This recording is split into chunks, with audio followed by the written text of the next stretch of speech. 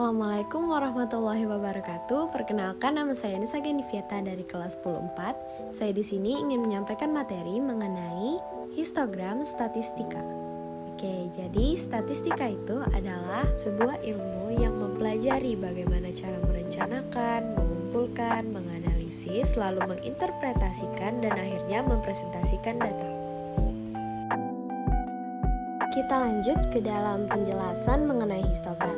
Histogram adalah salah satu jenis grafik statistik yang digunakan untuk menggambarkan distribusi data numerik, atau histogram adalah grafik yang menggunakan batang untuk menunjukkan distribusi kumpulan data. Biasanya digunakan mempresentasikan data kuantitatif yang berukuran relatif besar.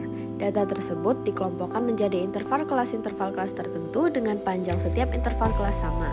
Data dalam bentuk interval kelas tersebut disajikan dalam sebuah tabel yang dinamakan tabel distribusi frekuensi data berkelompok.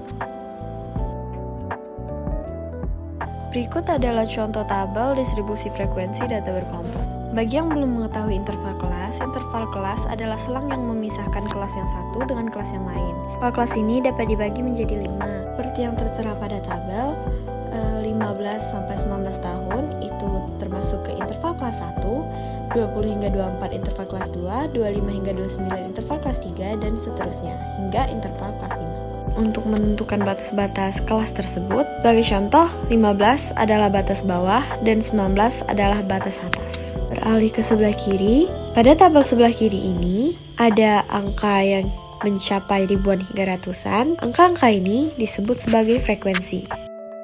Selain histogram, ada juga poligon frekuensi. Poligon frekuensi adalah grafik yang menampilkan data menggunakan garis yang menghubungkan titik yang menunjukkan frekuensi, diletakkan tepat di titik tengah kelas masing-masing. Berikut adalah contoh gambar poligon frekuensi. Seperti yang kalian lihat pada gambar, poligon adalah garis-garis hitam yang disambungkan melalui titik-titik tengah interval kelas. Berikutnya adalah ogive. Ogive merupakan salah satu istilah dalam statistika berupa grafik yang digambarkan berdasarkan data yang sudah disusun dalam bentuk tabel distribusi frekuensi kumulatif. Untuk data yang disusun dalam bentuk tabel distribusi frekuensi kumulatif kurang dari, grafiknya berupa ogive positif. Jika titik-titik yang membentuk poligon frekuensi kumulatif kurang dari dihubungkan dengan kurva mulus, maka berbentuk ogive positif. Sedangkan untuk data yang disusun dalam bentuk tabel distribusi frekuensi kumulatif lebih dari, grafiknya berupa ogive negatif. Berikut adalah contoh gambarnya. Jika titik-titik yang membentuk poligon frekuensi kumulatif lebih dari dihubungkan dengan kurva yang mulus, maka berbentuk ogive negatif. Berikut adalah contoh soal dari histogram. Pertama, kita akan menggambar garis lurus dan garis mendatar. Garis lurus ditempatkan untuk frekuensi dan garis mendatar untuk interval kelas. Lalu kita tentukan seperti yang ada pada tabel. 160 hingga 164 pada frekuensi 2, 165 hingga 169 pada frekuensi 7, 170 hingga 174 pada frekuensi 10, 175 hingga 179 pada frekuensi 8, 180 hingga 184 pada frekuensi 3. Selanjutnya, untuk menentukan poligon frekuensi, dari histogram yang kita buat, kita tentukan titik tengahnya, kemudian kita sambungkan titik-titik tengah tersebut menjadi suatu garis, seperti ini. Selanjutnya adalah contoh soal dari ogive. Kita buat garis sejajar antara tinggi dan frekuensi. Pada tabel tinggi, kurang dari 159,5, frekuensinya 0. Ada kurang dari 164,5, frekuensinya 2, kurang dari 169,5, frekuensinya 9, kurang dari 174,5, frekuensinya 19, kurang dari 179,5, frekuensinya 27, kurang dari 184,5, frekuensinya 30. Selanjutnya kita beri titik-titik pada masing-masing garis yang terhubung.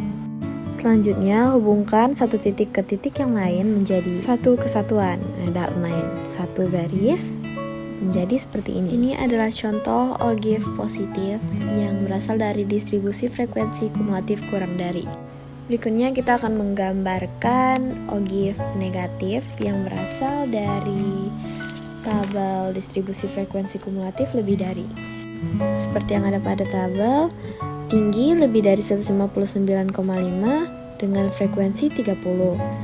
Selanjutnya, lebih dari 164,5 dengan frekuensi 28, lebih dari 169,5 dengan frekuensi 21, lebih dari 174,5 dengan frekuensi 11, lebih dari 179,5 dengan frekuensi 3, dan lebih dari 184,5 dengan frekuensi 0. Kita berikan titik-titik pada masing-masing frekuensi dan tinggi yang sudah dihubungkan. Lanjut, kita hubungkan titik-titik tersebut menjadi satu kesatuan. Yeay, selesai.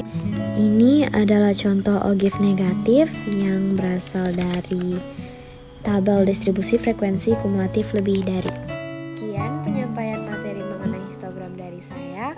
Saya harap video yang saya buat ini bagi kalian maupun bagi saya sendiri. Saya akhiri. Wassalamualaikum warahmatullahi wabarakatuh. Goodbye.